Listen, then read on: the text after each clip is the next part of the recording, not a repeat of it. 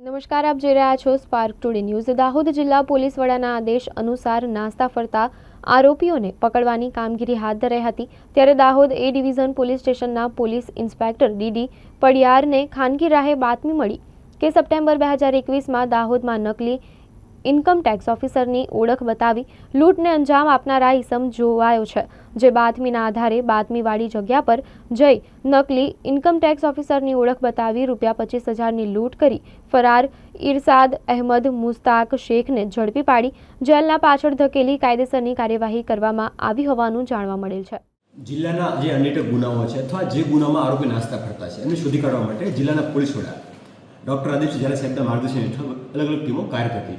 એ દરમિયાન એ ડિવિઝનના PI DD પડિયારને મળેલી માહિતી આધારે સપ્ટેમ્બર 2021ના એક દાહોદ શહેર ખાતે લૂંટનો ગુનો દાખલ થયો હતો, જેની હકીકત એ પ્રકારની હતી કે 6 જેટલા લોકો આવી અને નકલી ઇન્કમ ટેક્સ ઓફિસર પોતે ઓળખ આપી નકલી બંદૂક દ્વારા ડરાવી 25,000ની લૂંટ થઈ હતી અને લૂંટના જે આરોપી પૈકી અમુક આરોપી નાસ્તા ફરતા હતા, જેની માહિતી ડીડી પડિયારને મળતા જે આધારે એક આરોપી જેનું નામ છે ઇરશાદ અહેમદ મુસ્તાક શેખ, જેમને પકડી પાડવામાં આવેલો છે।